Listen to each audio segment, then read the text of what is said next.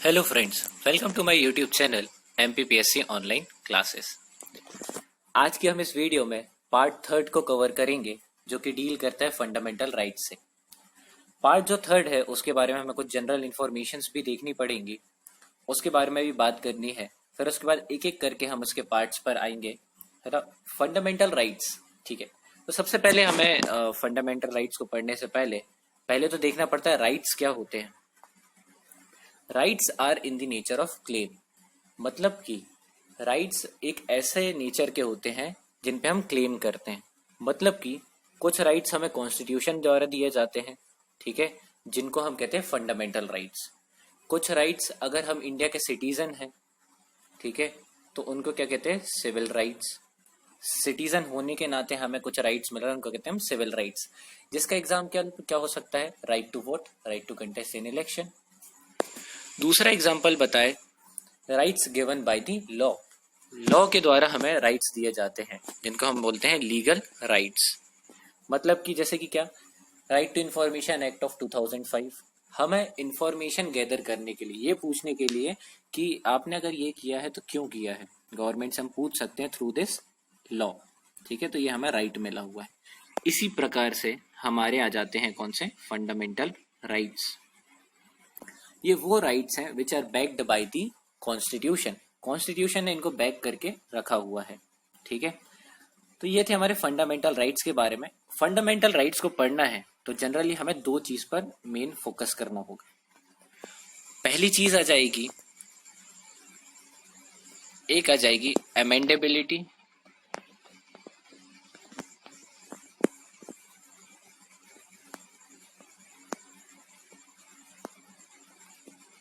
और दूसरा आ जाएगा, पहला है अमेंडेबिलिटी और उसके साथ दूसरा आ जाएगा हमारा, जिसको हम कहते हैं क्या, एनफोर्समेंट।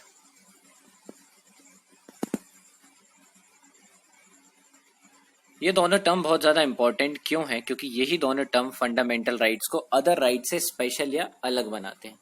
अमेंडेबिलिटी का मतलब क्या है कि अगर हमें कॉन्स्टिट्यूशन में, मतलब कॉन्स्टिट्यूशन के अंदर दिए गए फंडामेंटल राइट्स में कोई भी चेंज करना है, उसको हम कैसे कर सकते हैं, अमेंडमेंट लाके ही कर सकते हैं कॉन्स्टिट्यूशन में, ठीक है। हमने एक वीडियो अभी हम आगे डालेंगे जो कि डील करती है मेजोरिटी से, मतलब किस किस मेजोरिटी से लॉ को पास किया जा सकता है। ऐसे ही कॉन्स्टिट्यूशन को अमेंड करने के लिए भी एक मेजोरिटी रिक्वायर होती है आर्टिकल 368 में। उसके थ्रू कॉन्स्टिट्यूशन में अमेंडमेंट होती है जो कि बहुत ज्यादा टफ मेजोरिटी होती है, ठीक है। तो उसके थ्रू फंडामेंटल राइट्स को हम क्या कर सकते हैं, मतलब पार्लियामेंट चेंज कर सकती है। तो फंडामेंटल राइट्स जो हमें कॉन्स्टिट्यूशन ने दिए हैं उनको इजीली चेंज नहीं किया जा सकता, और एनफोर्समेंट उनको और भी ज्यादा स्पेशल बनाती है। जिसका मतलब क्या है कि अगर हमारे फंडामेंटल राइट्स का कहीं भी वायलेशन होता है तो हम डायरेक्ट कहाँ जा सकते हैं, सुप्रीम कोर्ट जा सकते हैं, ठीक है। डायरेक्ट कहाँ जा सकते हैं, supreme court, by passing the hierarchy. मतलब कि जो हेरारकी है, अगर हमारे राइट्स का अगर वायलेशन होता है तो हम पहले जाते हैं हमारे यहाँ के सबऑर्डिनेट कोर्ट, डिस्ट्रिक्ट कोर्ट्स में, देन या फिर अपील करते हैं हाई कोर्ट में, देन अपील करते हैं सुप्रीम कोर्ट में। पर अगर फंडामेंटल राइट का केस है तो हम क्या डायरेक्ट कहाँ जा सकते हैं, सुप्रीम कोर्ट के पास, ठीक है। तो ये दोनों चीजें स्पेशल बनाती है फंडामेंटल राइट्स को। अब हमें यहाँ पर बात करनी है कि फंडामेंटल राइट्स का नेचर क्या होता है, ठीक है। तो फंडामेंटल राइट्स का नेचर है नेगेटिव। अब ये फंडामेंटल राइट्स का नेचर नेगेटिव क्यों है, देखो फंडामेंटल राइट्स दिए गए हैं किसको, इंडिया के सिटीजन्स को दिए गए हैं, ठीक है। जो इंडिया के सिटीजन्स उनको दिए गए हैं, मतलब कि ये वो राइट्स हैं जिनके ऊपर जो सरकार है काम नहीं कर सकती। मतलब ये सरकार को रोक रही है कि ये राइट्स हमारे इंडिया के सिटीजन्स को दिए गए हैं, इन एरिया में आप काम नहीं कर सकते और ना ही इनका आप वायलेशन कर सकते हो। इसलिए ये क्या है, गवर्नमेंट को रिस्ट्रिक्ट कर रही है फर्दर इन सब्जेक्ट्स पे काम करने में जो कि हमारे फंडामेंटल राइट्स में लिखे हुए हैं। इसलिए ये नेगेटिव इन नेचर है, ठीक है। अब चौथी बात जो कि हमें फंडामेंटल राइट्स पढ़ने के पहले बात करनी है, वो आ जाता है कि fundamental rights are not absolute. Absolute मतलब क्या होता है कि जो लिखा है वही नहीं। फंडामेंटल राइट्स जो हमें दिए गए हैं उनमें कुछ रीजनेबल रिस्ट्रिक्शंस हैं, मतलब कि कुछ कुछ जगह पर जहाँ पर ये राइट्स पर रिस्ट्रिक्शंस लगाने चाहिए वहां पर ये राइट्स पर रिस्ट्रिक्शंस लगाए भी गए हैं। अभी हम आगे चल के देखेंगे आर्टिकल नंबर 19 में कुछ रिस्ट्रिक्शंस हैं, आर्टिकल नंबर 25 में कुछ रिस्ट्रिक्शंस हैं। धीरे धीरे करके हम जैसे फंडामेंटल राइट्स पे डील करेंगे हमें चीजें समझ आने लगेगी। फंडामेंटल राइट्स एक इंपॉर्टेंट टॉपिक है, इसलिए हम इसको थोड़ा स्लो जाएंगे। तो चौथी बात जो हमने इधर पर करी कि ये एब्सोल्यूट नहीं होते हैं। तो सिंपल सी बात है, ये चारों बात को हमें रिवाइज करना जरूरी है क्योंकि ये बहुत ज्यादा इंपॉर्टेंट है। पहली चीज तो फंडामेंटल राइट्स को कौन बैक करता है? कॉन्स्टिट्यूशन। दूसरी बात क्या थी कि फंडामेंटल राइट्स को स्पेशल क्या बनाता है? एक उनकी अमेंडेबिलिटी और दूसरी एनफोर्सेबिलिटी। तीसरी बात यहाँ पर आ जाती है जो कि फंडामेंटल राइट्स को स्पेशल बनाते हैं कि ये नेगेटिव इन नेचर होते हैं। किसके पर्सपेक्टिव से? गवर्नमेंट के पर्सपेक्टिव से। क्यों? उनको इन एरियाज में काम करने से रोक रहे हैं। और फोर्थ चीज आ जाती है, इनमें कुछ रीजनेबल रिस्ट्रिक्शंस हैं, मतलब कि ये एब्सोल्यूट नहीं है। ठीक है, तो ये बातें हमें फंडामेंटल राइट्स के बारे में पता होनी चाहिए। अब हम इनके आर्टिकल्स पे आते हैं। ठीक है, आर्टिकल्स पे आने के पहले हम इनके चैप्टर्स को देख लेते हैं कि मतलब ये कितने चैप्टर्स में क्लासीफाई करे गए हैं। सबसे पहला चैप्टर आ जाता है जिसको कहते हैं राइट टू इक्वेलिटी। ये डील करता है आर्टिकल नंबर 14 से लेकर आर्टिकल नंबर 18 तक। ठीक है, सेकंड आ जाता है राइट टू फ्रीडम। यह आ जाता है आर्टिकल नंबर 19 से लेकर आर्टिकल नंबर 22 तक। नेक्स्ट आ जाता है राइट्स अगेंस्ट एक्सप्लॉइटेशन। वो आ जाता है आर्टिकल नंबर 23 एंड 24।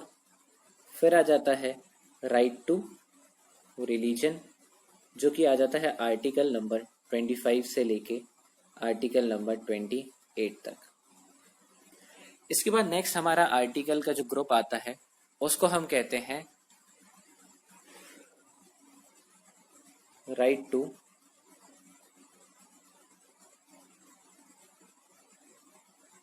रेमेडी जो कि आर्टिकल नंबर 32 आ जाता है। और एक और ग्रुप आता है जिसमें आर्टिकल नंबर आ जाते हैं 29 एंड 30 जिसको हम कहते हैं वो एक आता है जो कि अब मैं अभी मेंशन करूंगा उसको, वो थोड़ा क्लिक नहीं हो रहा है। तो ये आ जाते हैं हमारे आर्टिकल्स को जिसको ग्रुप में हमने क्लासीफाई किया हुआ है। ठीक है, हाँ, जो वो वाला आर्टिकल है जो कि 29 एंड 30 आ जाता है, ये right to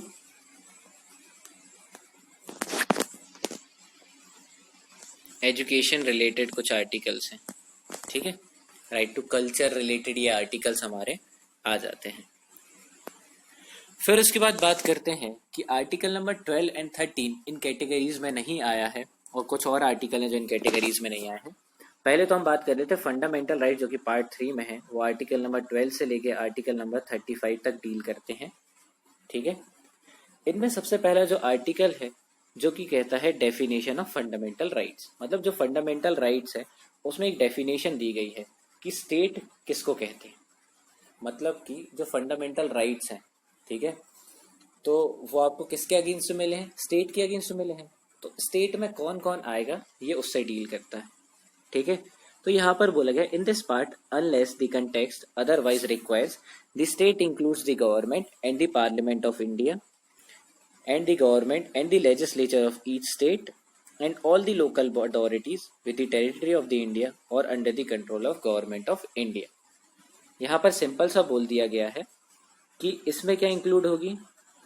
central government, state government, उसके साथ पार्लियामेंट ऑफ इंडिया मतलब कि लोकसभा और Rajya Sabha, legislature of each state, जिन स्टेट में यूनिकैमरलिज्म है उनकी स्टेट लेजिस्लेटिव असेंबली, और जिन स्टेट में बाइकैमरलिज्म है उनमें state legislative assembly and state legislative council.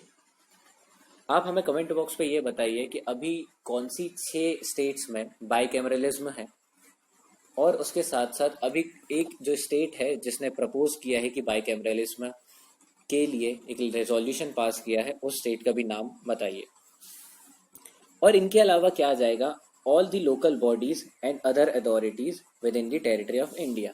मतलब कि लोकल बॉडीज में क्या आ जाएगा, म्यूनसिपैलिटी, पंचायत आ जाएगा, है ना, and other things which is under the control of India, मतलब control of government of India. मतलब गवर्नमेंट ऑफ इंडिया के अंदर पीएसयूज होती हैं, public sector undertakings, government of state के अंदर होती है पब्लिक सेक्टर अंडरटेकिंग्स। इन सबको भी स्टेट की डेफिनेशन में जोड़ा गया है। ठीक है, मतलब जो भी चीज़ है ना इंडिया की गवर्नमेंट से रिलेटेड हो, और जो भी हमारी लेजिस्लेचर है, और जो भी हमारी अथॉरिटीज़ हैं, ठीक है, गवर्नमेंट की जो अथॉरिटीज़ हैं वो डेफिनेशन ऑफ स्टेट के अंदर आती हैं। ठीक है, फिर उसके बाद नेक्स्ट आर्टिकल आ जाता है जिसके बारे में हम बात करते हैं, article number 13। Article number 13 deal करता है लॉ इनकंसिस्टेंट विथ और in derogation of the fundamental rights. Article number 13 simple सी बात बोलता है, वो लॉ, ठीक है, वो लॉ जो कि फंडामेंटल राइट्स के अगेंस्ट रहेगा। ठीक है, मतलब जो कि फंडामेंटल राइट्स के अगेंस्ट रहेगा वो आर्टिकल नंबर 13 के थ्रू क्या हो जाएगा, नल एंड वॉइड डिक्लेयर कर दिया जाएगा। क्यों? क्योंकि ये हमारे फंडामेंटल राइट्स को छीन रहा है। ठीक है, तो ये बात यहाँ पर कर दी गई है। इस आर्टिकल में ये एक स्पेसिफिक बात है, और इस आर्टिकल से एक पावर निकल के आती है, power of judicial review. Power of judicial review क्या कहती है कि जुडिशरी के पास राइट है कि वो किसी भी चीज को रिव्यू कर सकती है। मतलब कि अगर पार्लियामेंट ने लॉ बनाया तो उसको रिव्यू कर सकती है। ठीक है, तो अब ये जो लॉ है जो कि फंडामेंटल राइट्स के अगेंस्ट है, ठीक है, उसको जब जुडिशरी रिव्यू करेगी तभी तो इसको नल एंड वॉइड डिक्लेयर किया जाएगा। तो आर्टिकल नंबर 13 में कहीं जुडिशियल रिव्यू नहीं लिखा गया है, लेकिन ये किससे डील करता है, जुडिशियल रिव्यू से डील करता है। ठीक है, तो आर्टिकल नंबर 13 सिंपल यही चीजें बोलता है। फिर उसके बाद नेक्स्ट हमारा फर्स्ट ग्रुप स्टार्ट होता है जिसको हम कहते हैं right to equality.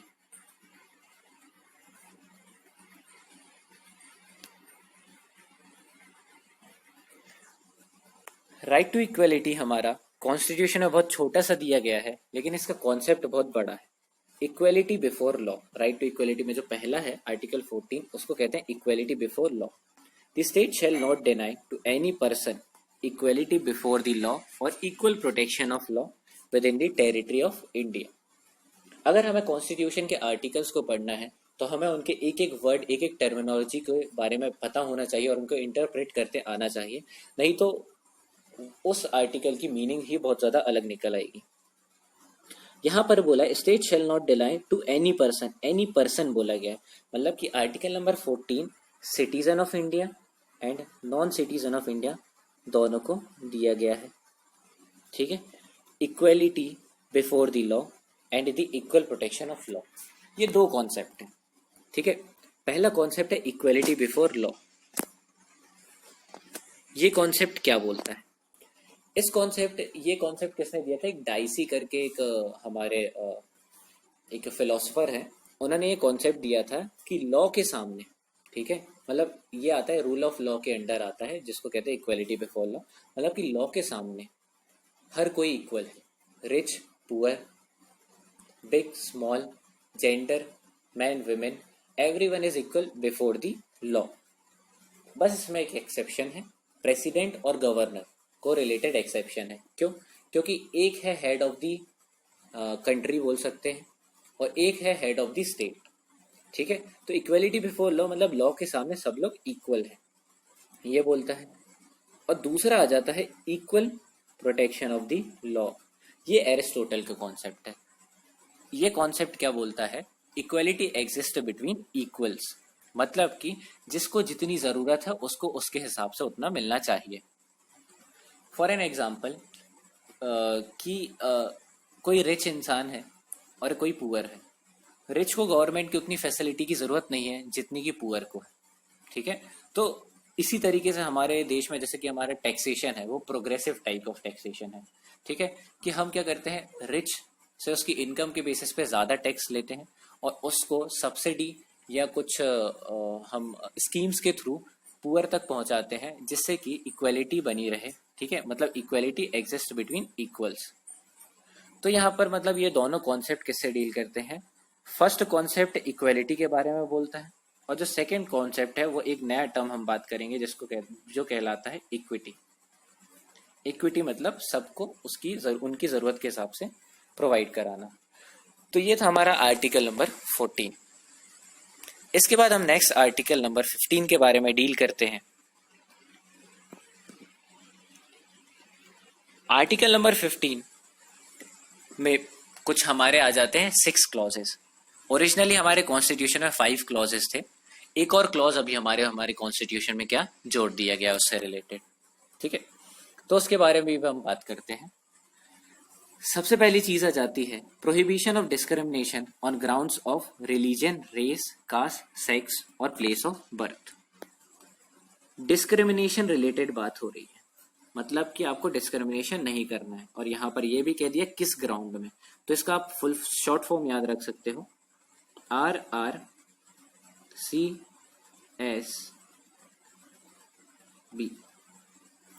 Race, religion, caste, sex and place of birth. मतलब कि इन चीजों के बेसिस पे हमारी जो स्टेट है वो डिस्क्रिमिनेशन नहीं कर सकती। ये इसका क्लॉज 1 हमें कहता है। Clause 1 is related to state. State हमें डिस्क्रिमिनेशन RRCSB के बेसिस पे नहीं कर सकती।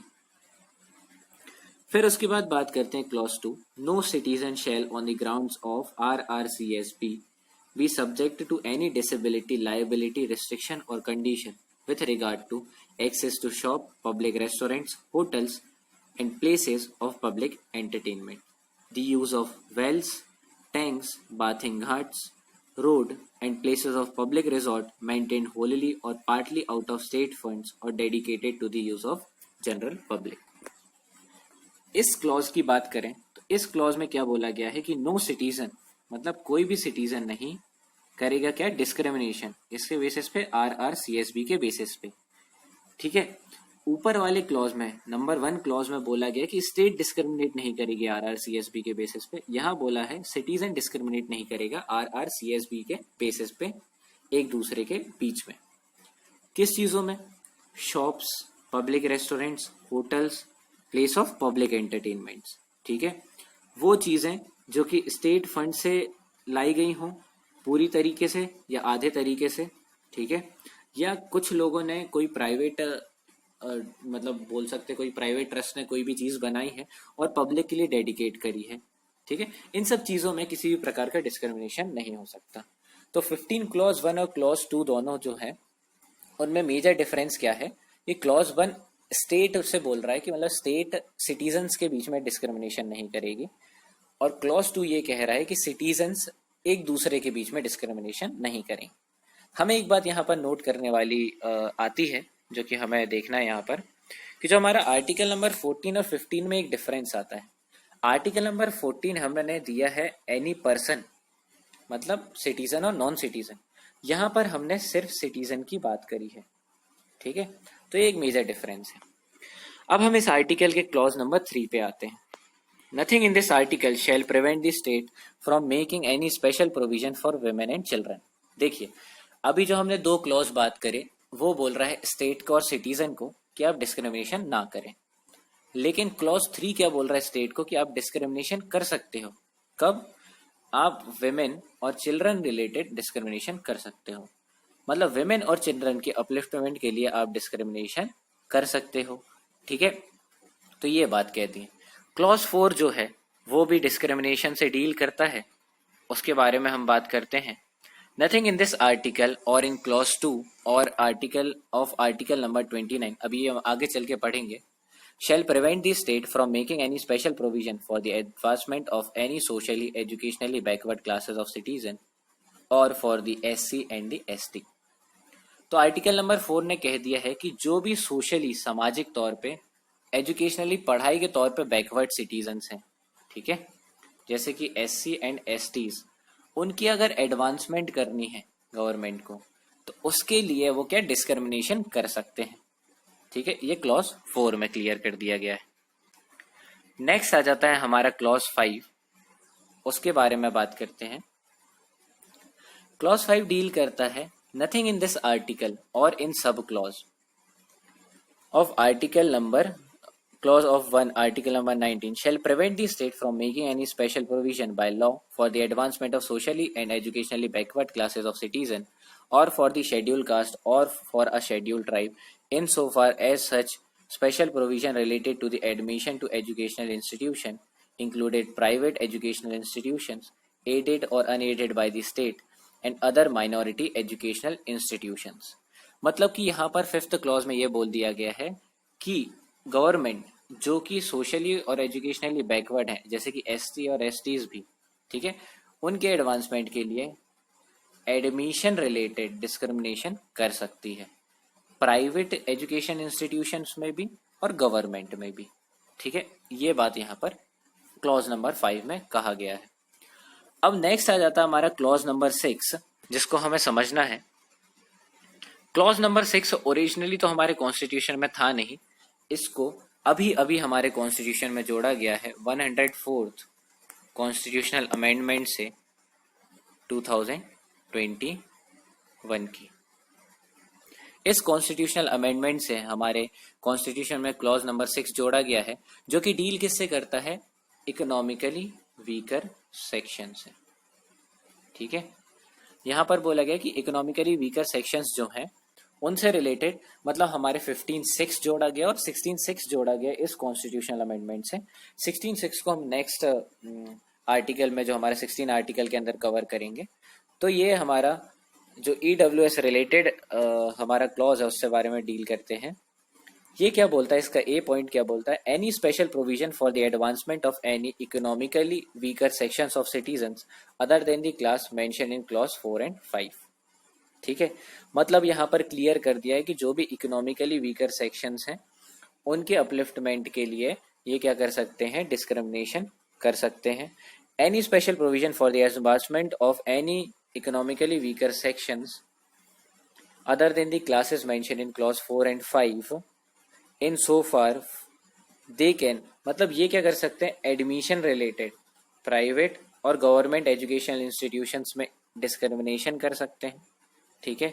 तो मतलब कि इकोनॉमिकली वीकर सेक्शंस की अपलिफ्टमेंट या एडवांसमेंट के लिए डिस्क्रिमिनेशन कर सकते हैं, उनके एडमिशन रिलेटेड भी ये डिस्क्रिमिनेशन कर सकते हैं। ये क्लॉज 6 में क्लियर कर दिया गया है। आर्टिकल नंबर 15 को हम एक सिंपल तरीके से एक बार रिवाइज कर लेते हैं। आर्टिकल नंबर 15 का क्लॉज 1 कहता है कि स्टेट कोई भी सिटीजन के लिए RRCSB के बेसिस पे डिस्क्रिमिनेशन नहीं करेगी, ठीक है। क्लॉज 2 बोलता है कि सिटीजन एक दूसरे के बीच में RRCSB के बेसिस पे डिस्क्रिमिनेशन नहीं करेंगे।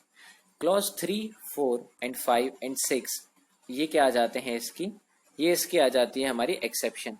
क्लॉज 3 बोलता है विमेन और चिल्ड्रन के एडवांसमेंट रिलेटेड ये डिस्क्रिमिनेशन कर सकते हैं। क्लॉज 4 कहता है सोशली एजुकेशनली बैकवर्ड SC और ST जैसे लोगों की एडवांसमेंट के लिए ये क्या कर सकते हैं, अपलिफ्टमेंट कर सकते हैं, मतलब ये डिस्क्रिमिनेशन कर सकते हैं। क्लॉज नंबर 5 यहाँ पर एक चीज बात और कहता है जो कि कहता है कि एडमिशन रिलेटेड और socially and educationally backward people के लिए डिस्क्रिमिनेशन कर सकते हैं। क्लॉज 6 जो कि 104th कॉन्स्टिट्यूशनल अमेंडमेंट ऑफ 2021 से आया है, जो कि किससे, इकोनॉमिकली वीकर सेक्शन के अपलिफ्टमेंट से डील करता है और उनके लिए डिस्क्रिमिनेशन कर सकते हैं। ये था हमारा आर्टिकल नंबर 15। नेक्स्ट वीडियो में हम कवर करेंगे आर्टिकल नंबर 16 और वहां से हम अपने फंडामेंटल राइट्स को आगे बढ़ाएंगे। होप आपको ये वीडियो पसंद आई हो। अगर कोई भी क्वेरीज हो तो आप कमेंट सेक्शन में पूछ सकते हैं हमसे। सब्सक्राइब कीजिए for more knowledge and for more videos. Thank you.